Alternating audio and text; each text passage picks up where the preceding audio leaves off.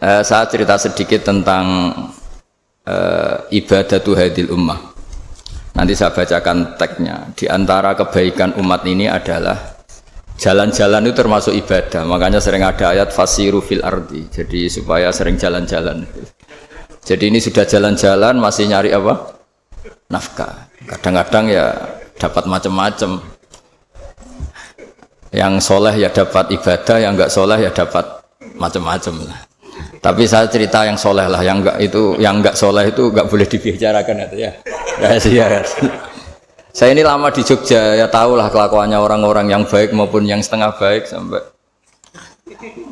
Ya semoga yang baik dilipat gandakan pahalanya, yang enggak baik diampuni.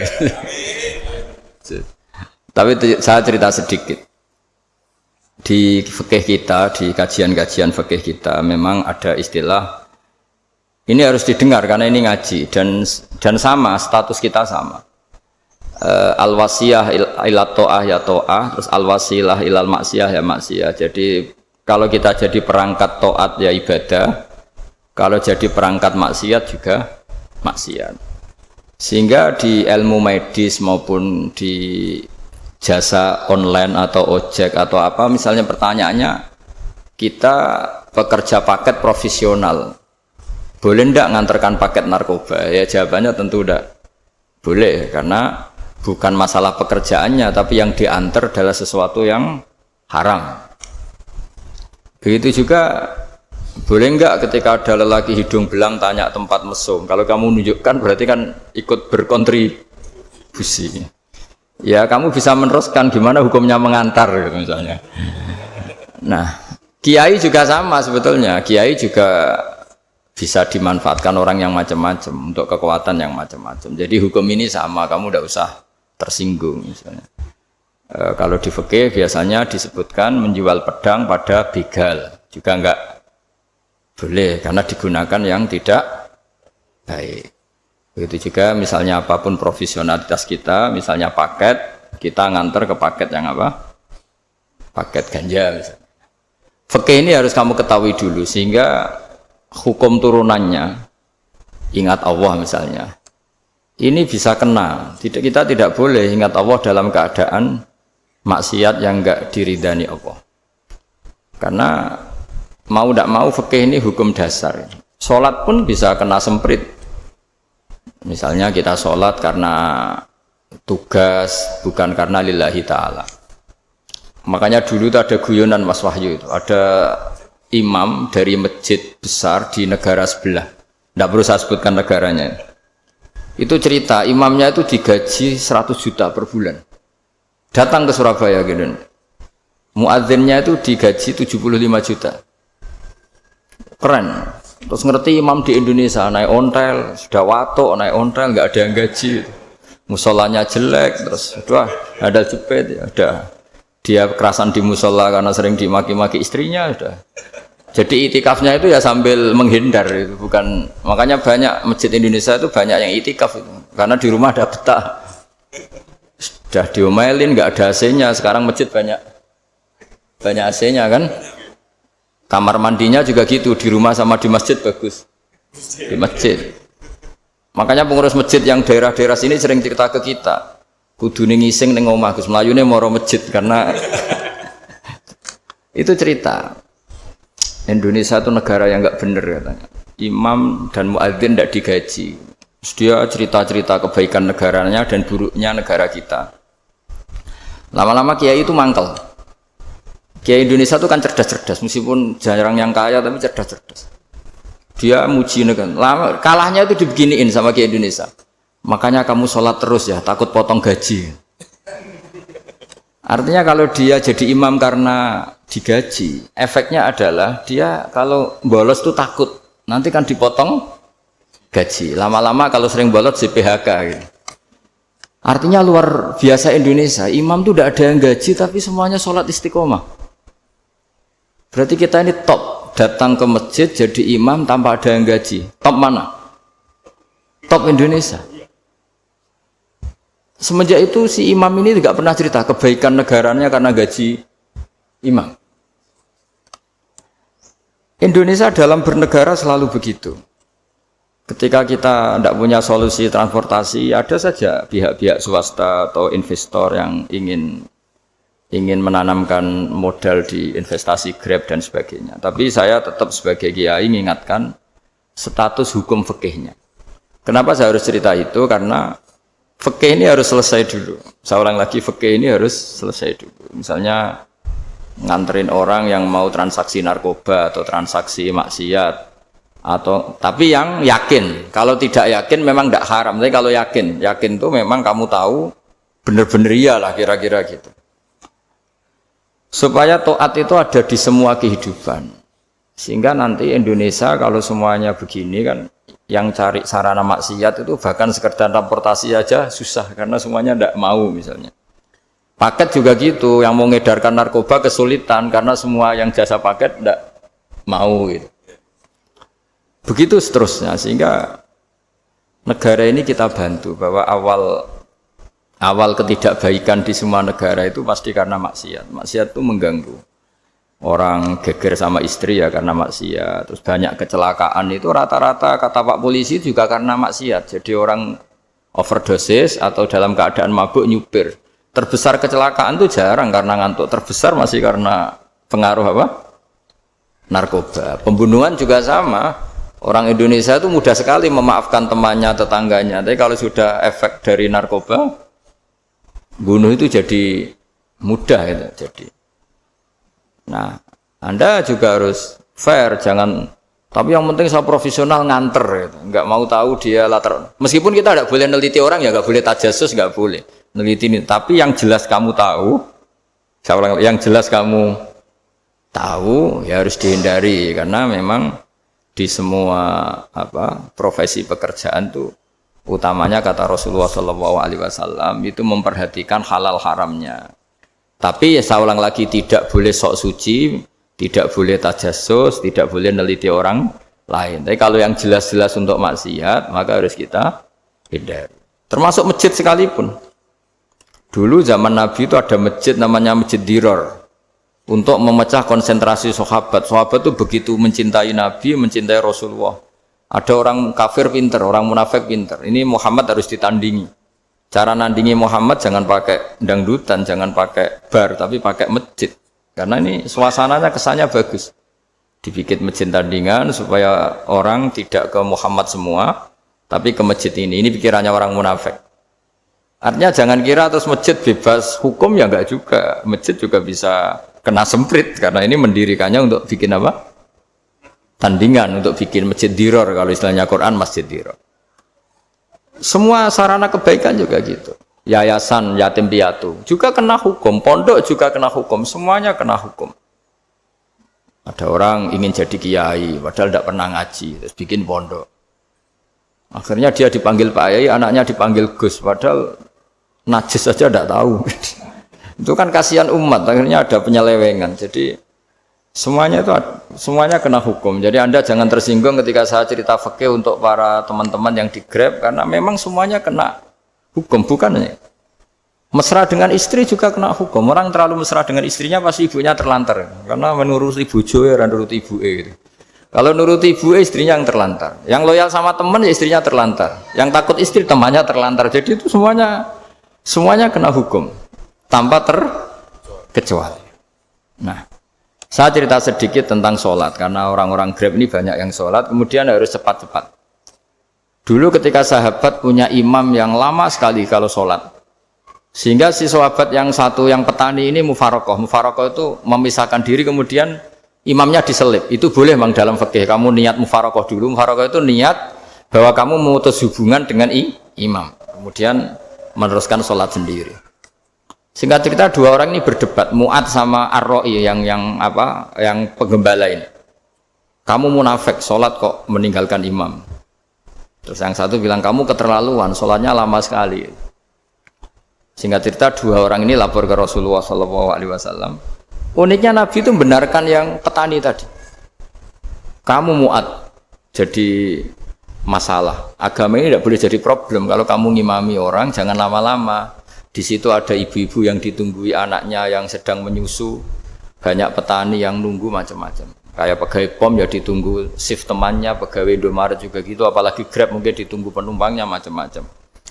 Sehingga kebaikannya teman-teman yang kerja serabutan begini juga bergantung kebaikan imam tadi. Kalau sholat itu tidak boleh lama-lama, apalagi wiridan, sholatnya aja nggak boleh lama-lama, apalagi wiridannya. Nah, kadang-kadang orang ngira kebaikan tuh nggak ada sempritnya, ada juga. Sholat tuh ya disemprit sama Nabi, kalau terlalu lama juga disalahkan, karena nanti agama ini menjadi apa? Problem, menjadi problematika. Nah, termasuk kebaikan kita ketika membolehkan ya atau mentoleransi atau mendukung pekerjaan mulai Grab dan lain-lain adalah agama ini rahmatan lil alamin. Dulu ada seorang sahabat tanya, ya Rasulullah, boleh enggak kita ngegeng di perapatan gitu? Kata Nabi, ya jangan kalau bisa. Tapi kita harus natahaddas, artinya itu tempat kita jagungan di perapatan, di tempat-tempat umum lah, kira di halte, Terus kata Nabi, enggak apa-apa, tapi fa'atut thoriq haqqaha, kamu harus memberikan hak jalan itu. Apa hak jalan itu? Satu, kamu amar ma'ruf, kalau bisa ya nahi mungkar, kemudian bikin suasana orang lainnya menjadi aman. Nah ini yang catatan.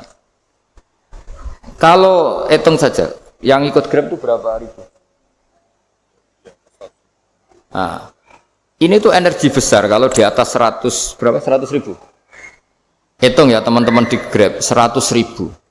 100 ribu ini kalau soleh semua, atau setengah soleh lah, kalau soleh banget keberatan ya soleh setengah soleh.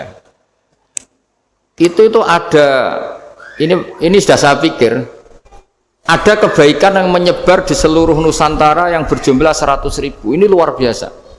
Ada kecelakaan dia menolong pertama, ada pemerkosaan menolong pertama, mungkin ada pencurian, ada apa. Maka kata Nabi, kamu kalau harus di jalan, itu kamu berkontribusi amar ma'ruf nahi mungkar. Saya sering ke Jogja karena saya mulai 98 di Jogja. Ya sering di terminal malam-malam. Saya ketika kecil itu sering diceritain orang nggak berani ke terminal ini banyak preman, nggak boleh ke terminal ini karena banyak preman. Ya mulai dari Sumatera, Jawa, hampir seluruh Indonesia. Kalau jam sekian sampai sekian sudah nggak berani karena banyak apa? Preman. Itu uniknya preman-preman itu selain dulu ditangani tentara dan polisi. Itu urusan negara ya kali itu, dan kita ngapresiasi. Itu hilangnya yang permanen itu bukan saja ditangani ABRI dan polisi, TNI dan polisi, tapi ditangani kultur. Banyak mulai orang soleh, santri dagangan di situ, ada ojek mangkal di situ, supir taksi mangkal di situ. Terus di sini orang-orang soleh yang menghalau ketika ada perempuan digoda atau perempuan dicopet atau apa. Terus lama-lama jadi kultur bahwa kebaikan ini dominan. Setelah kebaikan dominan ini otomatis menyingkir sedikit demi sedikit. Jadi selain negara ini harus melakukan sesuatu yang seharusnya, yaitu menjaga masyarakat dari kriminalitas, sebetulnya yang paling awet dan paling mudah dilakukan itu tadi, kebaikan harus menjadi kultur bersama.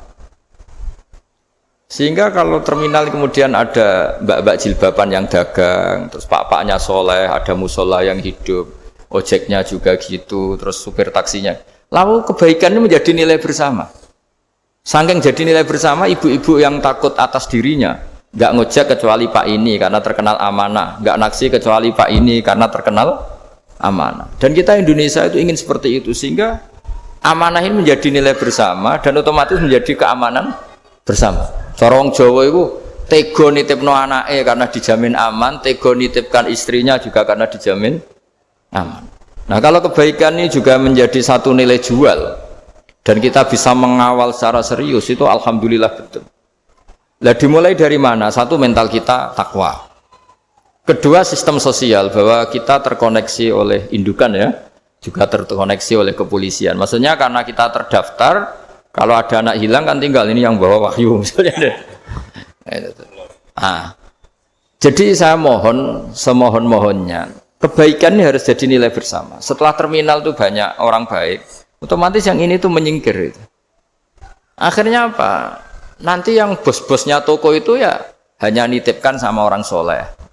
Yang mau nge-grab juga hanya titip sama yang soleh. Begitu seterusnya. Sehingga jadi siklus kebaikan yang bersama. Nah, ini yang dimaksud Quran wa'tamiru bainakum bima'ruf. Iktimar itu namanya urusan bersama. Ya, saya ulang lagi ya. Jadi orang Arab kalau bilang iktimar itu urusan bersama. Sehingga bahasa Arabnya konferensi besar itu kalau di NU disebut apa? Muktamar. Muktamar itu menjadikan urusan publik dirembuk, itu namanya apa? Muktamar.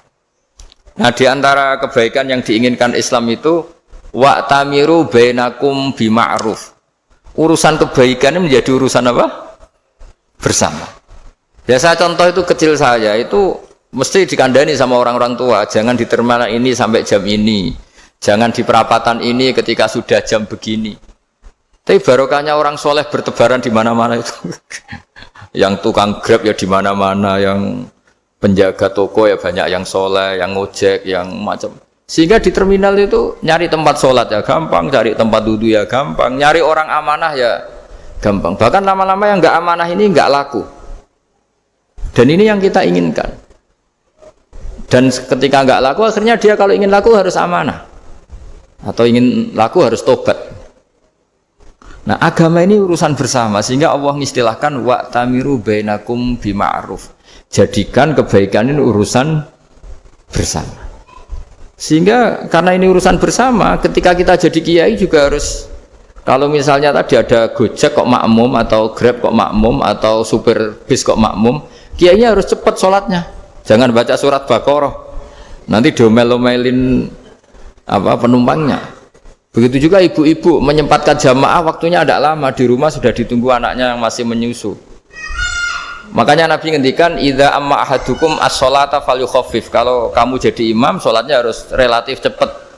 Fa inna fihim ad-dhaif badal hajat. Di antara makmum itu yang banyak punya urusan. Selain ada yang lemah, ada yang punya banyak urusan. Nah, terus ketiga, masalah kekayaan hati. Kekayaan hati ini penting sekali karena rata-rata teman di Grab itu kan miskin lah. Tapi jangan miskin sampai miskin hati gitu. Bahwa kamu nyari nafkah itu sudah ibadah, berkelana di bumi Allah juga ibadah, menyaksikan macam-macamnya orang itu juga ibadah. Bahkan menambah khazanah ilmu. Di antara warisan ilmu yang kita dapatkan dari Rasulullah SAW, misalnya kamu jalan-jalan, punya kaki dua, punya tangan dua. Gara-gara jalan-jalan sering ngerti orang yang buntung.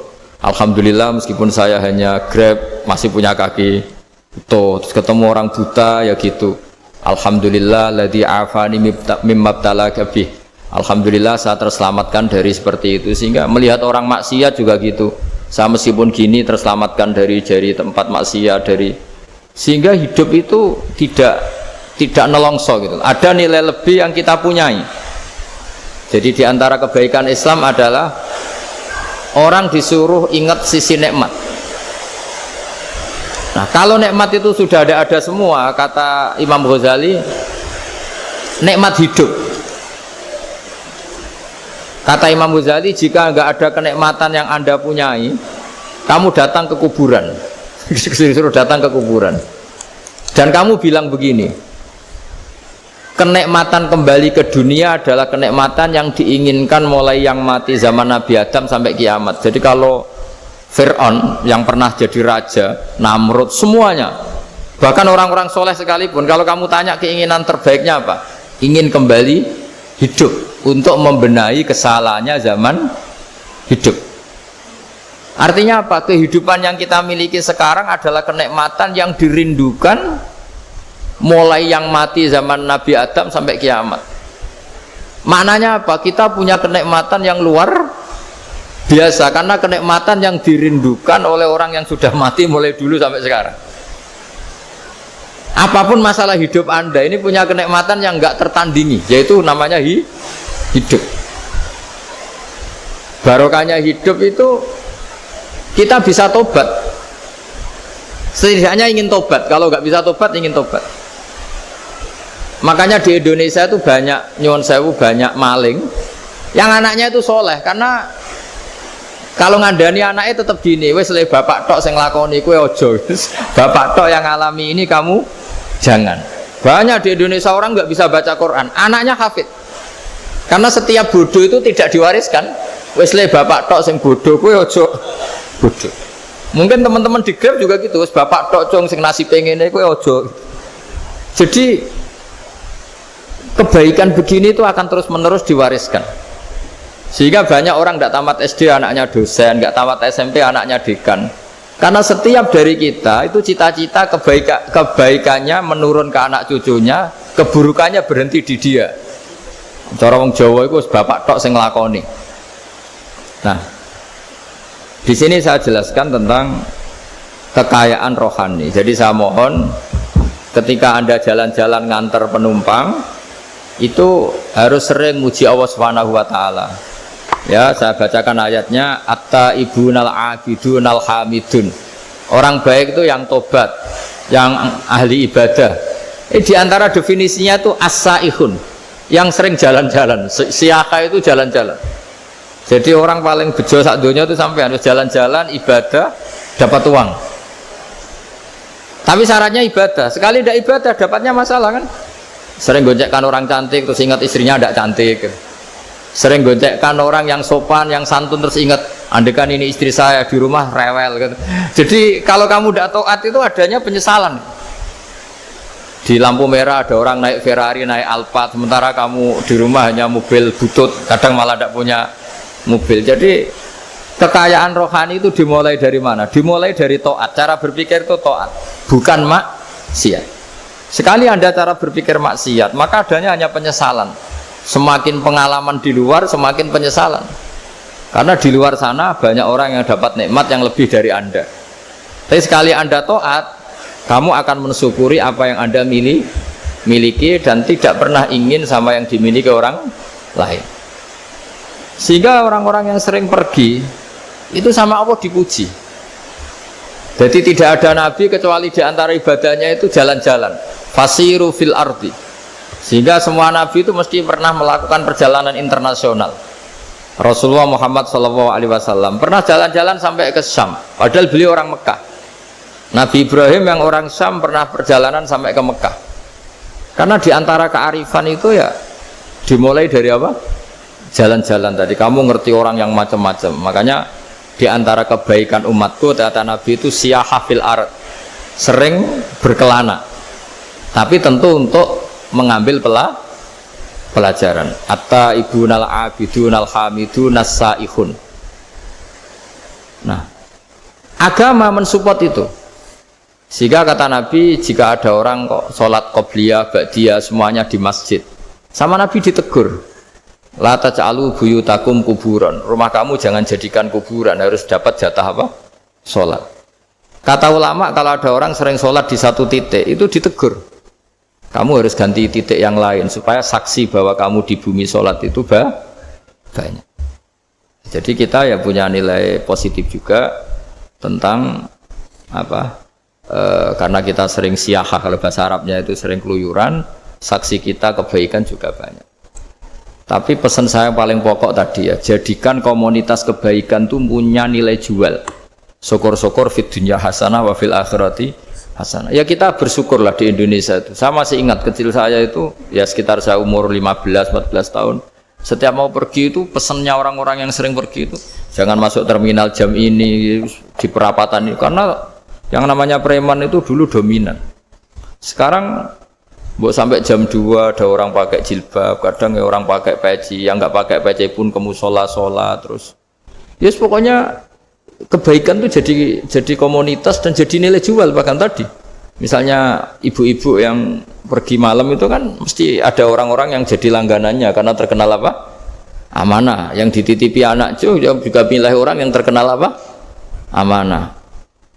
Nah, nilai amanah ini harus kita jaga terus supaya kamu ya bisa bekerja, orang lain juga nyaman karena amanah tadi. Allah juga senang karena amanah itu perintahnya Allah Subhanahu wa ta'ala. Dan Indonesia harus menuju ke sana. Pemimpin juga harus gitu. Pemimpin bawaannya amanah, bawaannya apa? Yang memilih dia juga senang karena nggak malu lah. Tapi kalau kita milih ternyata kita pilih tahu-tahu ditangkap KPK kan ya malu gitu. Dulu kita kampanye mati-matian ternyata dia ditangkap KPK. Tapi kalau dia amanah kan ya senang. Sama kalau tukang Grab ketangkep satu karena penodaan atau karena pengkhianatan, yang malu juga semua, karena kadang-kadang nanti digeneralisir seakan-akan semuanya seperti itu. Tapi dengan reputasi puanja nggak pernah terjadi apa-apa dalam Grab kan otomatis lainnya juga terangkat. Nah, ini yang dimaksud wa'tamiru bainakum bima'ruf. Jadikan kebaikan itu urusan bersama. Makanya andaikan negara itu sudah mengoptimalkan polisi, TNI untuk meringkus preman, oke, itu baik. Tapi ya lebih awet lagi kalau itu ditopang apa? Masyarakat. Karena yang nggak amanah terkucilkan, terus akhirnya Grabnya nggak laku, akhirnya dia dipecat, akhirnya kan yang maksiat hilang, yang kriminal hilang, yang ada hanya Grab-Grab yang baik. Begitu juga di dunia apapun. Itu yang dimaksud wa'tamiru bainakum bima'ruf. Jadikan kebaikan ini urusan apa? Bersama. Nah, karena kita baik, otomatis jadi teladan yang baik bagi anak kita, istri kita, tetangga kita. Dan karena kita baik, maka terhormat. Sehingga orang melihat Grab itu simpatik, respect, karena reputasinya baik. Nah, karena orang respect, tidak dicibir. Barokahnya tidak dicibir, tidak mangkel. Barokahnya tidak mangkel, tidak saling ejek, bahkan tidak saling bunuh. Coba kalau kita jelek, dicibir orang, kita dalam keadaan mabuk, tidak terkontrol, bunuh. Jadi efek dari maksiat itu begitu buruknya. Sehingga penelitian itu mengatakan kebanyakan kecelakaan ya pemicu utamanya rata-rata ya nyupir dalam keadaan mabuk. Beberapa nyuwun sewu kasus-kasus kriminal rata-rata ya dipicu oleh hal-hal seperti itu. Makanya meskipun di luar saya tolong hindari narkoba, hindari hal-hal yang maksiat supaya pekerjaan Anda ini barokah. Kemudian yang terakhir saya beri ijazah tentang Al-Fatihah ya, karena ini surat yang populer. Kalau saya ijazahi Quran 30 juz pasti sampean nggak hafal. Atau ijazah surat Baqarah, kalau mau Baqarah mau. Ijazahi surat Baqarah mau 2 juz setengah. Mau Mas Asep? Ya Fatihah aja yang gampang ya. Nah, ya kulhu Fatihah ini paket ringan ini. Tapi pahalanya apa? Besar. Ini beda ya, artinya selama ini mungkin Anda baca tapi monoton ya. Tapi ini saya bacakan teks aslinya tentang istilahnya itu mazaya itu kelebihannya Fatihah. Saya baca Arabnya dulu, nanti ini terakhir ya, ijazah tadi kan saran-saran umum tentang sosial. Ya, pokoknya jadikan kebaikan itu punya nilai sosial yang baik lah. Jadi nanti orang yang nggak amanah nggak laku, ya calon bupati, gubernur, presiden yang nggak amanah juga nggak laku. Begitu juga kiai yang tidak amanah juga nggak laku, suami yang nggak amanah juga nggak laku, istri yang nggak amanah juga. Sehingga kebaikan ini jadi nilai sosial yang dalam tanda kutip sudah keniscayaan. Ya. Yang diinginkan Allah itu seperti itu, bukan kebaikan yang dipaksakan karena kekuatan negara. Maksudnya kalau bisa kebaikan itu tidak usah dipaksakan. Memang satu sudah satu kebutuhan. Tak cerita-cerita di negara maju itu. Bahkan apapun jatuh itu nggak ada yang ngambil apa itu. Makanya gambarannya Mekah Medina kan gitu kan. Barang jatuh nggak ada yang berani ngambil itu, saking sudah jadi sistem. Sehingga banyak negara di Eropa itu yang sampai nggak punya tentara, nggak punya polisi karena kebaikan sudah. Nah kita kan masih capek, polisinya aja capek, apalagi masyarakatnya, karena ya kebaikan itu belum jadi nilai bersama. Nah, kita selain ditopang negara, ada polisi, ada tentara, itu kita usahakan kebaikan itu jadi nilai bersama. Tadi wa'tamiru bainakum bima'ruf. Dan kita punya reputasi yang bagus dalam bab ini. Saya masih ingat kecil saya itu yang jilbaban hanya keluarga kiai. Sekarang rata-rata masyarakat itu jilbaban. Dulu yang sekolah SMP, SMA itu jilbaban kadang dulu malah dilarang ya, harus sama seperti itu seragamnya. Sekarang sudah boleh. Dan nyaman. Lama-lama yang dapat simpatik ya yang pakai pakaian model tertutup seperti itu. Lama-lama gampangane cara wong golek mantu ya golek yang seperti itu daripada yang blodor. Lama-lama jadi nilai bersama. Ya ingin saya seperti itulah. Di terminal juga sama. Orang mau makan cari warung yang kelihatan ada ayat kursinya, pakai jilbab, atau paling tidak dia nggak mungkin lah nyuguhkan yang tiren atau yang haram. Akan ada garansi sosial, ada apa? Ada garansi apa? Sosial. Dengan penampilan yang soleh itu kan, masa iya nyuguhkan oplosan babi gitu misalnya itu. Jadi nilai sosial itu harus, ya tadi harus benar-benar jadi nilai yang, sehingga negara biar gak capek-capek. Polisi juga gak capek kan, karena tugasnya corong Jawa mau ngawat-ngawati tok, tapi sudah tidak perlu tegang karena kebaikan sudah jadi nilai apa? Bersama.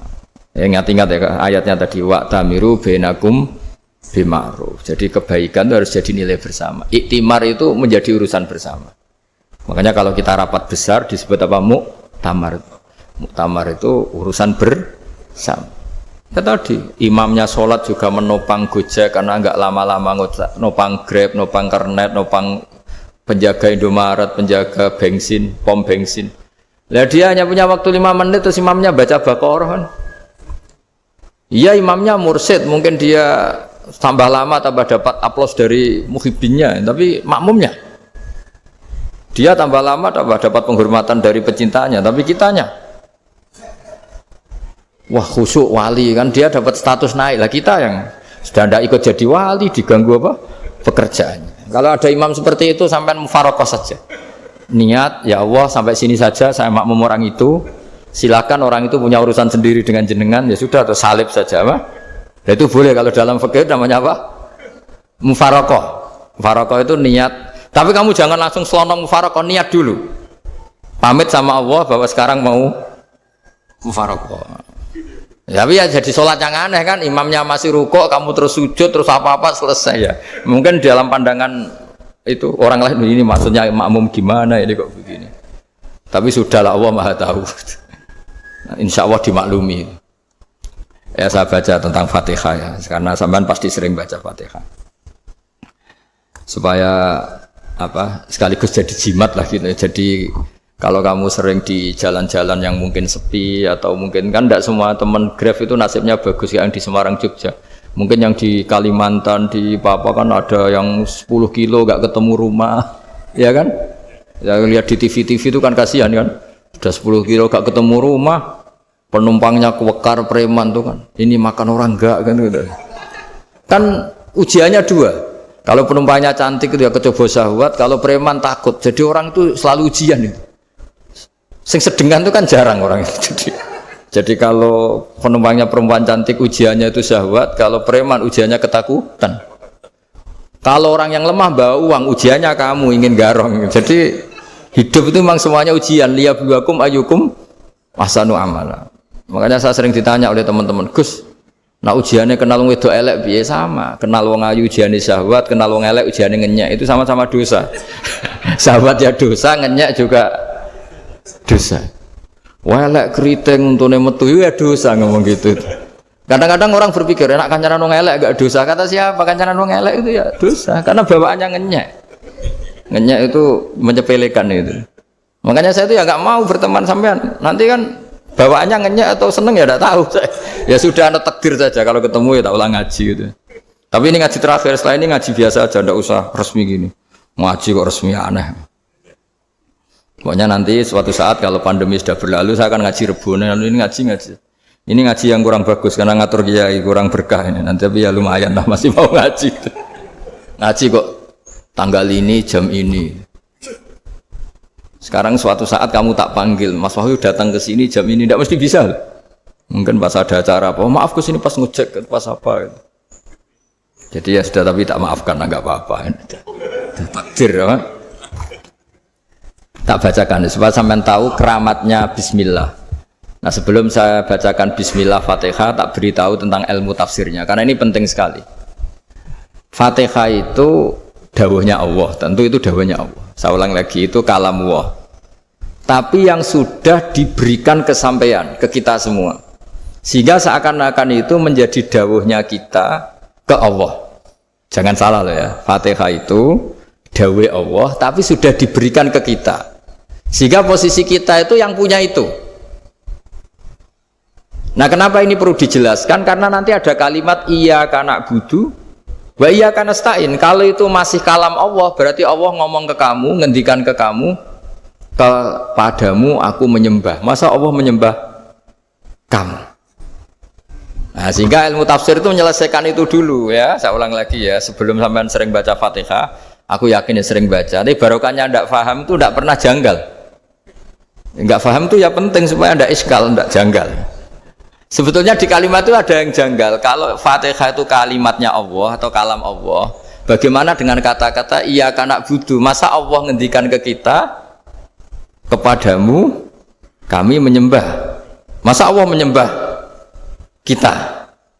Maka penyelesaiannya secara ilmu tafsir gimana? Semua ulama mengatakan, bukan satu dua, semuanya mengatakan di Fatihah itu semuanya diberi kawalan kalimat. Saya ulang lagi ya, di Fatihah itu semuanya diberi awalan kalimat qulu, katakan wahai hambaku begini. Ya, katakan wahai hambaku begini. Nah, begini ini pelajaran dari Allah yang sudah diberikan ke kita. Terus kita mengatakan bismillahirrahmanirrahim, alhamdulillahirabbil, termasuk kita mengatakan iyyaka na'budu wa iyyaka nasta'in. Jangan bayangkan Allah ngendikan ke kita. Kalau Allah ngendikan kita berarti gini, hei wahyu ihdinas siratal mustaqim, tunjukkan saya jalan yang benar. Nah nanti kamu terus, ya Allah, Anda aja minta tolong saya minta tolong siapa kan, jadi panjang kan. Ya, saya ulang lagi ya, jadi itu di Ulumul Quran diterangkan gimana? Sebelum baca Fatihah ya, Fatihah itu kalamullah, ngendikane Allah, tapi yang sudah diajarkan ke kita dan sudah milik kita, sehingga kalimat itu menjadi milik kita. Tapi ya kalamullah, tetap kalamullah, tapi sudah menjadi milik kita. Udah paham ya? Ya pinter nah. Ya, karena kalau tanpa penjelasan seperti ini, Anda akan iskal. Bagaimana Allah, iskal itu janggal, bagaimana Allah mengatakan iya karena butuh. Kan jadi aneh kan? Ya, jadi tak jelaskan secara ilmiah ya. Jadi kata ulama-ulama tafsir, ayat-ayat Quran seperti ini sebetulnya dimulai dari qulu, apa? Meskipun enggak dilafatkan. Itu kan sama dengan qul huwallahu ahad Muhammad, katakan kalau Tuhan itu satu. Ya namanya Quran itu kan kalam Allah, membina nabinya, membina umatnya. Makanya dikatakan atau enggak, di sini tersembunyi kata qulu, katakan. Ya. Jadi ya ibarat apa itu? Kamu ngajari anak kamu lah, le panggil jenengan bapak kulo. Itu maksudnya anak itu, kalimat itu kalimat kamu, tapi kamu ajarkan ke anak kamu. Terus anak kamu bilang, Pak jenengan bapak kulo. Nah, ketika kamu mengatakan jenengan, bukan kamu mengatakan jenengan anakku, berarti anakmu itu bapakmu, kan lucu kan? Anak kamu ajari jenengan bapak kulo, kamu engkau bapak saya. Terus anak kamu mengulang jenengan atau kamu bapak saya. Berarti itu kalimat yang kamu ajarkan, tapi sekarang sudah milik anak kamu. Kalau itu kalimat kamu kan lucu, masa anak kamu bilang bapak. Nah itu seperti itu. Jadi ulama memberi solusi atau jawaban iyyaka na'budu wa iya, itu sebelumnya ada kata-kata qulu, katakan wahai hambaku, hubungan kamu dengan saya adalah katakan iyyaka na'budu wa iyyaka nasta'in. Terus hubungan kamu dengan saya katakan juga dalam doamu ihdinas siratal mustaqim. Jelas ya, jadi itu kalam Allah yang sudah milik kita karena diajarkan Allah untuk kita. Dong ya? Ya dong, gak jelas ya. Tapi bagus, gak jelas tuh bagus. Kalau kamu jelas gak jadi dikrem, jadi gubernur. Min azimi fadliha kasratu asma'iha wa fadail ukhra. Ini cerita dramatisnya surat Al-Fatihah. Qala Abu Hurairah radhiyallahu anhu inna iblisa ranna khina unsitat Al-Fatihah. Jadi iblis itu begitu kesakitan. Ini kitab Abwaabul Farad karangannya Sayyid Muhammad Alawi, juga kutipan dari beberapa kitab. Yang jelas beliau sendiri juga ngutip dari beberapa riwayat di beberapa hadis. Halaman 123. Ketika Fatihah turun itu iblis kesakitan. Kayak orang sakit gigi lah, tersiksa sisanya karena turunnya surat apa? Al-Fatihah. Artinya kalau Anda baca Fatihah dijiwai, maka Anda melemahkan setan, melemahkan iblis. Wa qala Mujahid, khina unzilat Fatihatul kitab ronna Fastama indahu asyayatin. Jadi ketika Fatihah itu turun, iblis itu terkapar lah kira-kira. Sampai dijenguk banyak setan. Jadi kemana di ICU lah kira-kira gitu kalau sekarang itu. Entah COVID entah enggak tahu. Pokoknya di ICU sampai dijenguk banyak setan. Enggak tahu bawa apa enggak tahu. Pokoknya dijenguk banyak setan. Mana yang nyangoni karena ini apa? Ketuanya apa? Pingsan, sakit. Di iblis itu sakit sampai dijenguk anak buahnya setan-setan. Ya, semoga kalian semua tidak kenal setan. Kalau kenal berarti teman, apa? Wa qalu misla dzalik. Wa qala lahum laisa mimma taquluna syai'un walakin unzilat suratun laisa ajru qailiha illa an harramahu alaihi nar jahannam. Saya ini bukan sakit fisik kata iblis. Kamu tidak usah jenguk saya, datangkan dokter terbaik, tidak usah. Saya ini tidak sakit fisik. Saya ini sakit karena ada surat yang diturunkan, yang pahala yang melafadzkan surat itu pasti selamat dari neraka. Padahal misi terbesar saya ini supaya manusia masuk neraka. Sekarang punya tamengnya. Wah pusing kan? Ya seperti orang lah goda sampean ternyata sampean setia itu kan pusing. Nah ternyata tidak setia itu yang akhirnya ribet kan itu. Jadi iblis itu cita-cita terbesarnya kan semua orang itu masuk neraka. Nah sekarang turun satu surat yang gara-gara surat itu siapapun yang baca dijamin selamat dari neraka. Jadi walakin unzilat suratun laisa ajru qailiha illa an harramahu alaihi nar jahannam. Karena jadi dia shock lah itu kalau orang di Jawa itu bilang shock. Aduh, sial nasib saya ini umat nggak bisa saya goda lagi karena punya tamengnya tadi punya. Qad batala kaidukum wa makrukum. Rekayasa kalian sekarang itu tidak ada gunanya semua. Nah, ini alhamdulillah di Indonesia kelihatan kan banyak yang miskin, banyak yang susah. Tapi selagi mereka masih sholat, tuh keinginan mencari halal itu masih tinggi. Kayak apa kita di tengah kota, jauh dari anak istri, jauh dari tetangga. Biasanya kalau orang jauh dari anak istri, tetangga kan sakar PDW. Tapi yang soleh masih banyak, sudah jauh dari keluarga tetap lurus. Loh kalau yang dekat lurus kan wajar, konangan wong akeh kan. Ini sudah jauh masih lurus. Nah ini nggak lepas dari barokahnya surat apa? Surat Fatihah tadi. Jadi karena ada surat yang menjamin pelafalnya atau qailiha terbebas dari api neraka. Wa qalat as-sayatinu lahu is ayyusai'in ta'muruna ya maulana. Faqala lahum idhabu wajtahidu hatta tukhfilu qulubahum hatta la yaqulu hadhihi surah. Lalu kita gimana? Jari para setan itu. Lalu kita gimana? Terus kata iblis, sudah bikin mereka lupa sehingga tidak baca lagi. Selagi masih baca kita pasti keok. Jadi kalau sampean sudah jarang baca Fatihah itu berarti sudah bagian dari kemenangan apa? Iblis. Jadi kalau sampean sudah jarang baca Fatihah itu berarti bagian dari kekalahan Anda, kemenangan iblis. Masih sering baca? Berapa kali? 5 kali sholat. Terus apa lagi? Kalau ngajarin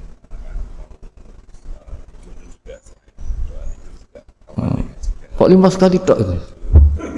Berarti pas sholat fardu tok itu? Enggak 5 kali itu mendingan itu 17. Kamu itu ngitungnya jangan 5 ini. 5 waktu itu berarti lumayan kan? Berapa? 17 ya? Ya. 17 ya? Ya. 17 tapi kalau makmum tuh sering separuh kan? Apalagi makmum tarawih. Ya kan? Makmum tarawih itu bacanya Fatihah ada yang sempurna enggak ya? Ya enggak lah. Baru alhamdulillahirabbil alamin mampu ruko ikut ruko gitu. Makmum kan yang tarawih lah Mas. Kalau tarawih jarang sempurna ya. Fatihahnya itu. Kan imam sudah ruko. Kamu bacanya Fatihah sampai mana? Baru setengah ya. Ya paling pas tarawih aja kan enggak sempurna ya. Apalagi kalau imamnya sing kilat tuh waduh malah. Nah ketika Fatihah itu sebegitu keramatnya, sebegitu topnya, itu setan rapat, singkat cerita itu yang tadi dipimpin oleh iblis yang sedang terkapar apa? Terus tali obatnya nggak ada, cuma dia shock karena ada surat yang turun yang melafatkan itu pasti selamat dari apa? Neraka. Nah ini gimana saran Anda? Terus sarannya adalah bikin orang-orang itu lupa, tidak baca Fatihah. Nah ini rapatnya iblis. Idhabu wajtahidu hatta tukhfilu qulubahum hatta la yaqulu hadhihi surah. Kala yuksiru qira'ataha wa la yakunu lahum ajrun wa thawabun bal yakunu lahum adzabun wa iqabun. Jadi saya mohon selama ini Anda sudah baca, tapi mungkin hanya rutin saja. Napa rutin saja? Jadi barokahnya ngaji ini kamu punya kekuatan atau punya semangat membaca karena ini surat yang luar biasa. Ibarat gini, kalau sampean tanya, saya juga sering mikir, masa Gus hanya surat kok punya kekuatan seperti itu? Di dunia ini kata Allah, mulai Nabi Adam sampai kiamat, nggak ada yang bisa menandingi kekuatan kalimah. Kalimah itu kata-kata. Nggak ada yang bisa menandingi kata-kata. Misalnya Anda nge-grab, berangkat istri cuek, berangkat cuek. Itu beda dengan ketika meskipun satu kalimat, wes Pak, muga-muga dilindungi pangeran, mugi-mugi jenengan selamat. Itu menjadi teduh dan semangatnya luar biasa karena kayak mendapat support. Jadi kira-kira kalimat itu hubungannya kita dengan Allah, Fatihah itu seperti itu. Kamu melafadzkan satu kata-kata yang dibenarkan langit bumi, dibenarkan aras, dibenarkan malaikat, dibenarkan semua penghuni di dunia ini. Sehingga itu efeknya luar biasa. Itu seperti gini ya, kamu cerai sama istri, terus nikah lagi katut babon. 10 tahun anak kamu dididik, ibunya benci kamu. Dan memang Anda layak dibenci. Dididik. Dan sampai nggak pernah manggil kamu Pak. Suatu saat kamu tentu rindu kan ingin dipanggil bapak oleh anak kamu. Suatu saat anak ini manggil kamu Pak E. Wah, itu senengnya bukan main, hanya sebuah kata-kata. Makanya kadang-kadang orang itu tanya sama kiai, ijazah lafadz ini gunanya apa sih? Itu ijazah itu untaian kata-kata. Yang kata-kata ini dibenarkan langit dan bumi dan aras dan para malaikat sehingga efeknya itu luar. Nah ibarat seperti itulah, kamu melafadzkan Fatihah itu melafadzkan kata-kata yang dibenarkan Allah dan Rasul dan semua malaikat, semua penghuni langit. Maka ini efeknya pasti luar. Nah di sini lah orang-orang dulu itu tahu keramatnya itu sehingga ketika melawan Belanda, melawan Jepang dulu itu kalimat-kalimat itu menjadi mantra yang luar biasa. Doa yang luar biasa. Tapi di era modern karena orang sudah tidak ngerti itu, dianggap itu mantra, jimat, khurafat, bid'ah, waduh ribet menemal. Sebetulnya tidak seperti itu. Memang kata-kata ini kekuatannya luar biasa. Sama kesakitan hati kamu juga karena itu. Ngojek wangilan ya. Lha Pak di bojo kok kowe gagah tok kere. Wah, iku seling terus mesti. Padahal kalimat itu kan tidak melukai secara fisik, tapi apa kerjane sesuk sarasa-rasen. Karena terus dengan pengadilan seperti itu kan, ngapain kerja demi perempuan yang seperti ini? Lagi-lagi kata-kata ini luar. Nah bayangkan kalau kata-kata itu adalah kalimat yang diajarkan Allah lewat Rasulnya, lewat malaikat Jibril. Kayak apa kekuatannya? Nah kira-kira Fatihah itu gitu. Kalimat yang baik, kalimatan thayyibah diajarkan oleh Allah dan Rasul. Kayak apa kira-kira kekuatannya? Pasti luar biasa. Wong support yang dikatakan istri kita, anak kita aja luar biasa. Apalagi ini support yang diajarkan Allah dan Rasul. Ya makanya saya mohon kalau baca Fatihah, baca kalimat-kalimat thayyibah ketika sholat itu dijiwai. Ya misalnya Rabbana lakal hamdu mil'us samawati wa mil'ul ardi wa mil'u ma syi'ta min syai'im. Engkau zat yang layak dipuji dan pujian ini memenuhi langit dan bumi. Karena kita tahu nggak ada sejengkal di alam raya ini kecuali di situ ada rahmat Allah. Misalnya kamu bisa lewat sampai rumah saya, kamu mungkin anggap biasa saja. Coba kalau ngalami likuifaksi, tahu-tahu bumi ini ambles, bisa ngelewati yang likuifaksi itu luar. Tanyakan orang pernah ngalami likuifaksi di Sulawesi, itu melihat bumi bisa diinjak gak ambles itu, wah luar. Dan sampean nggak ngalami itu sehingga lewat bumi ya biasa aja. Coba kalau ngalami seperti tidur, ya biasa aja. Coba kalau ada gempa, bahwa bumi tenang ini sudah nikmat yang luar biasa. Masa kamu ngakui nikmat nunggu digituin? Ya kan? Nah, makanya baca Fatihah dijiwai lah bahwa ini kalimat yang luar biasa. Saya teruskan ya. Warwa Muslimun fi sahihihi an Ibnu Abbas radhiyallahu anhuma annahu qala bainama Jibril alaihi salam qaidun dan Nabi itsami anaqidan min fawqi fa fa'ara saufa qala hadza babun minas sama futihal yawma lam yuftah qaddu ilal yaum fanazala minhu malakun faqala hadza malakun nazala ilal ardi walam yanzil qattu illal yauma fasallim waqal absyir binuraini qad uti tahuma lam yu'tahuma nabiyyun qablak Fatihatul kitab wa khawatimu suratil baqarah. Jadi suatu saat Jibril ini jagongan kira-kira gitu sama Rasulullah. Tahu-tahu langit itu gemuruh. Langit gemuruh kata Jibril, terus semuanya ngangkat kepala ke langit. Ini pintu langit baru ini dibuka, yang sebelumnya tidak pernah dibuka seperti ini. Turunlah malaikat, yang malaikat ini pun malaikat spesial, yang nggak malaikat murahan lah kira-kira gitu, yang nggak pernah turun ke bumi kecuali juga saat itu. Dengan penyambutan yang luar biasa, dengan semuanya tidak pernah terjadi. Hanya karena membaca surat Fatihah. Jadi ini surat yang luar biasa, pengawalannya lewat malaikat yang spesial, nggak pernah turun di bumi kecuali saat itu. Penyambutannya juga nggak pernah seperti itu, baru seperti itu. Jadi semuanya itu spesial.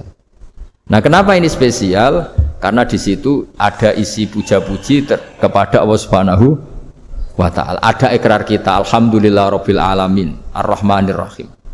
Ikrar ini penting. Kalau contoh paling gampang gitulah. Kamu punya istri selama ini cerewet terus. Suatu saat ngomong, "Pak, tak angen-angen ra ono wong lanang koyo sampeyan." Wah, itu langsung tidak ada lelaki sebaik engkau. Itu sampean senengnya masya Allah. Karena ada ikrar dari seorang istri ke kamu.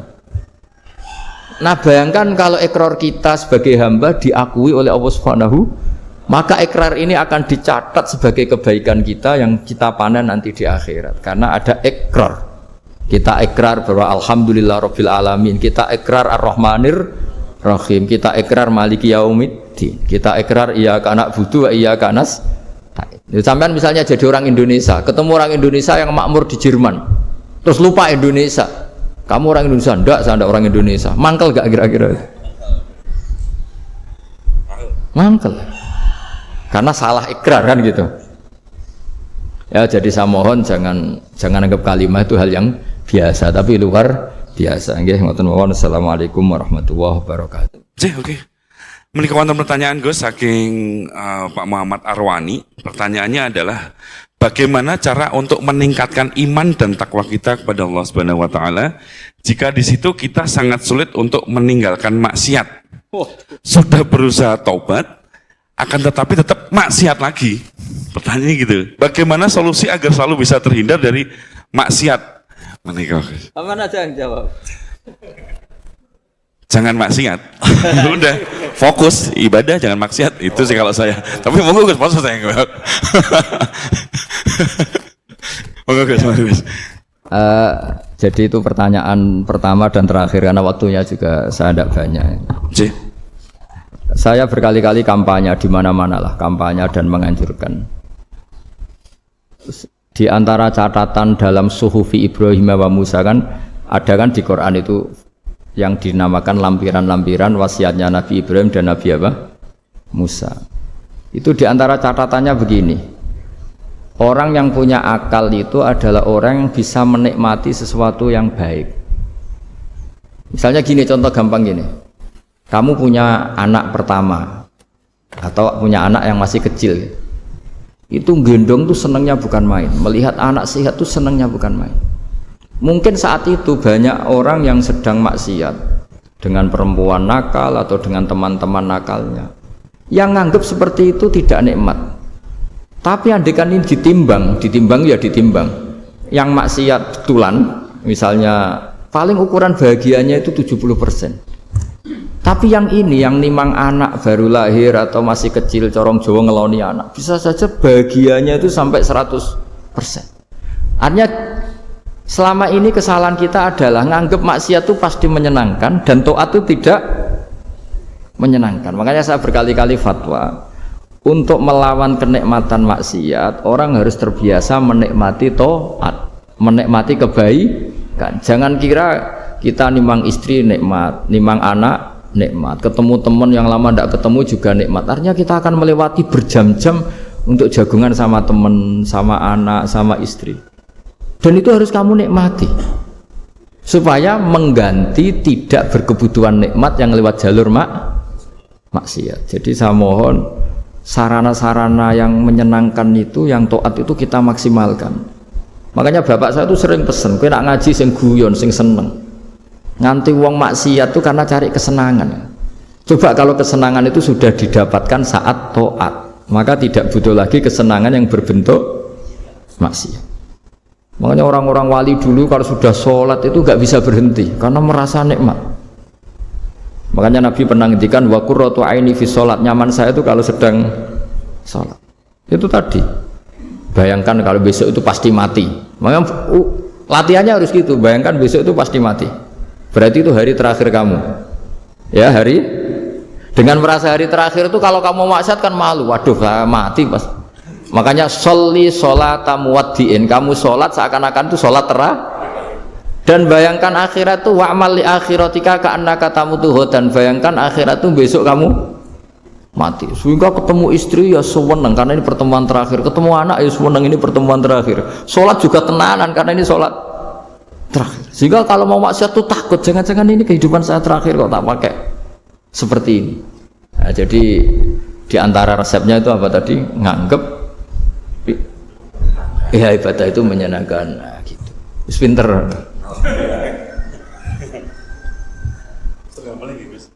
Wah ini. Tapi kamu jawab dulu ya. Ya apa saja dijawab. Biar ada, ya ada pembanding. Dinyalain mas. Oke, satu pertanyaan lagi Gus. Ini ada pertanyaan dari teman-teman mitra driver Grab. Saat mengantarkan barang tiba-tiba azan waktu sholat, ya Gus. Lalu kita sebagai driver harus sholat dulu atau menyelesaikan orderan dulu karena itu juga amanah kan orderannya itu. Mungkin nganter barang atau mungkin nganterin penumpang. Mengingat barang tersebut sudah ditunggu pemiliknya dan penumpang tersebut juga sudah ada janji yang lain, pokoknya gitu. Nyuwun pencerahannya Gus gitu.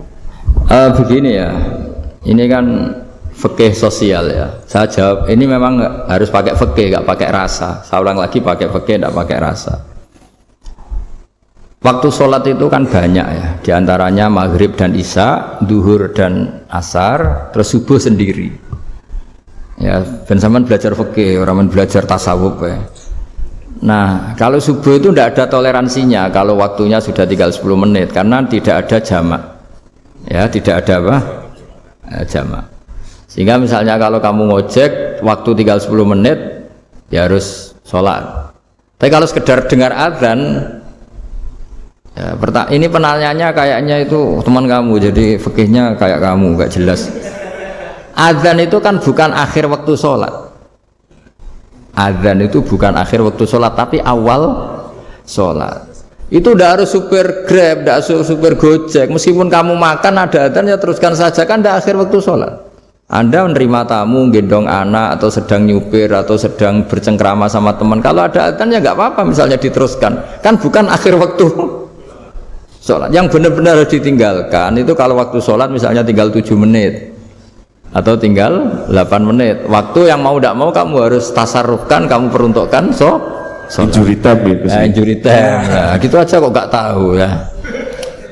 Nah, lalu misalnya, kalau pertanyaan tadi mestinya kelasnya itu kelas afdoliyah.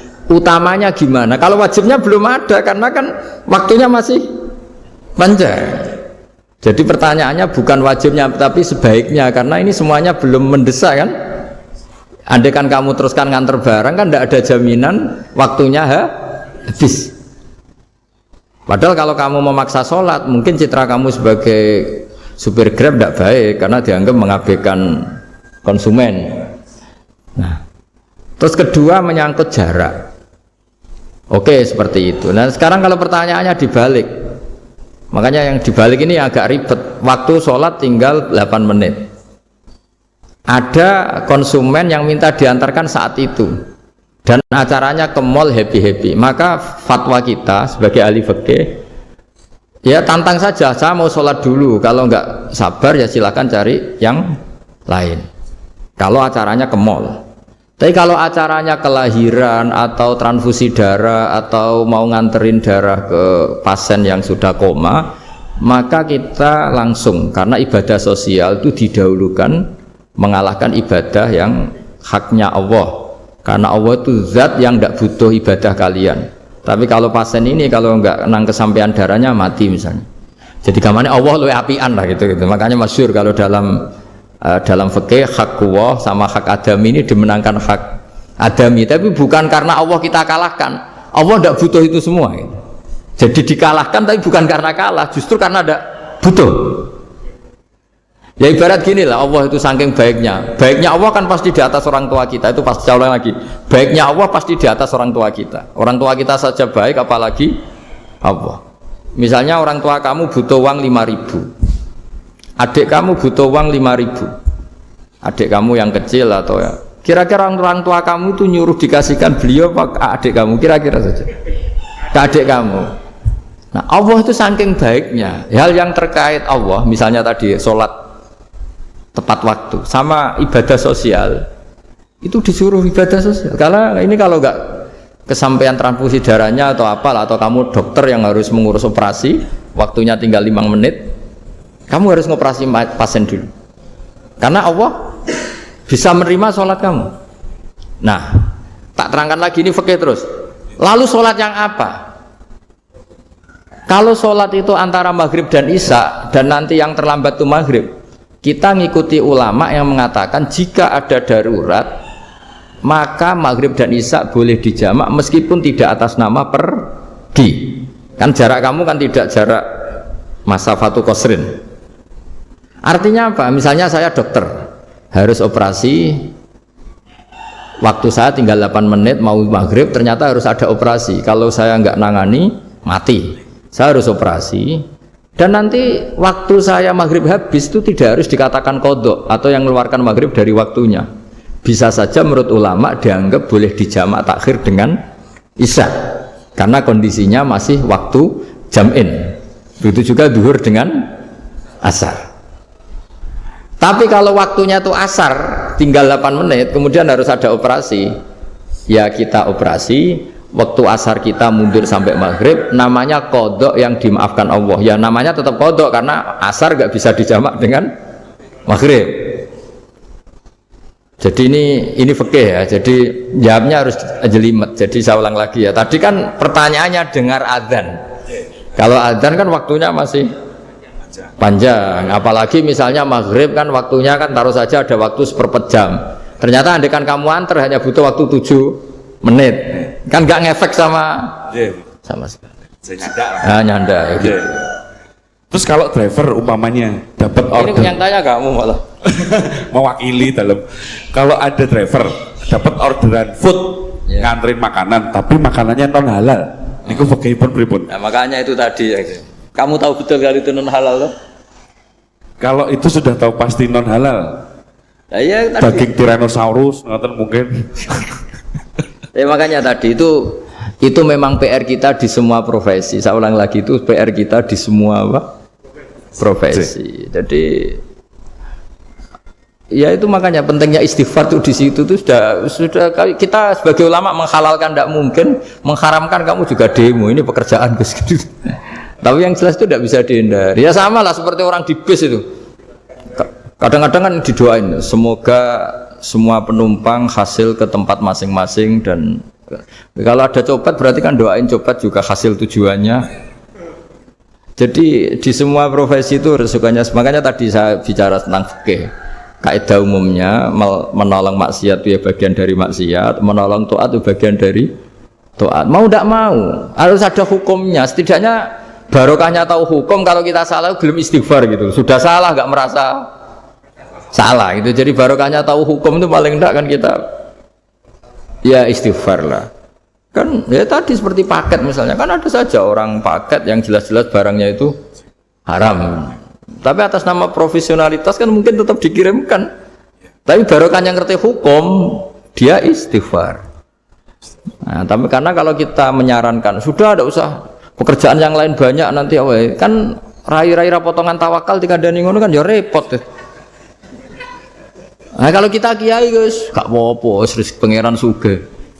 Menurut sampean baru saya ternuntut, Gus saya karena fatwa jenengan saya sekarang miskin ini gimana pertanggungjawabannya? Ya ribet kan? Tapi saya ulang lagi itu seninya ngelola kehidupan semuanya seperti itu. Jadi makanya kita nggak pernah berhenti berdoa, Rabbana dzolamna anfusana. Karena dalam sisi semua hidup kita itu pasti ada unsur nggak benernya gitu.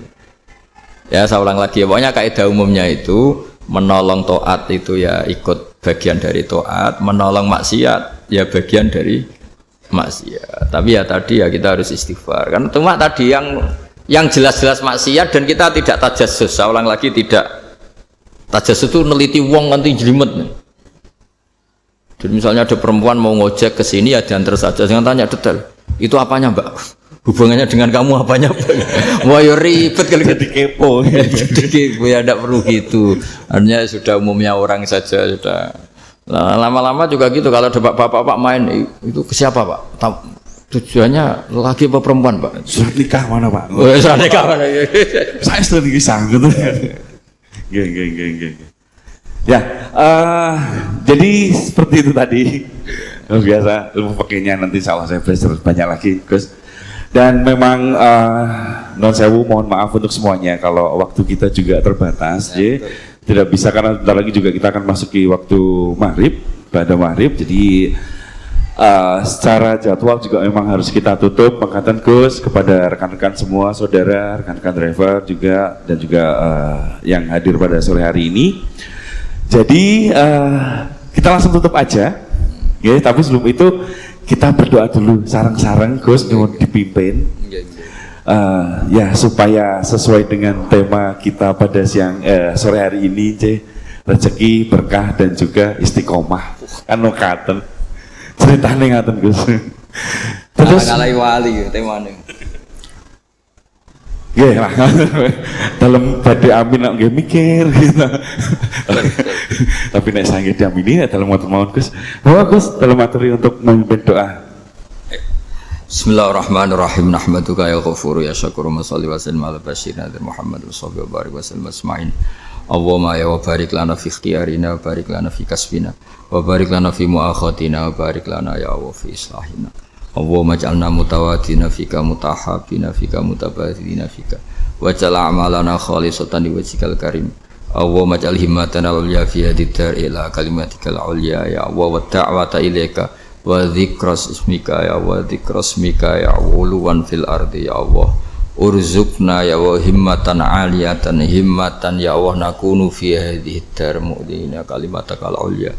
Warzuqna kalimatal ulya ma'al muslimina ya Allah fil baldah Indonesia waj'al ya Allah hadil baldah baldatan mubarakan mahmiyatan min intik mar'iyatan min intik Allahumma alif baina qulubina wa aslih data bainina wa marhamata habibika Muhammad wa aslih mata habibika Muhammad wa tahannan ala ummati habibika Muhammad waj'alna ya Allah radina muyassarina fi arzakina mubarakina fi arzakina barakatan minka wa auna minka wa fadlan minka ya khairar razikin wa ya arhamar rahimin waj'alna ya muqimis salat jami'an ya Allah ya Allah waj'al farhatana farahan fi ta'atika ya Allah fi mubahatika ya Allah ya Allah ighfir lana al-jami' Rabbana atina fid dunya hasanah fil akhirati hasanah wa qina adzabannar sallallahu alaihi sayyidina Muhammad sallallahu alaihi wasallam subhana rabbika rabbil izzati amma yasifun wa salamun alal mursalin alhamdulillahi rabbil alamin sirril fatihah bismillahirrahmanirrahim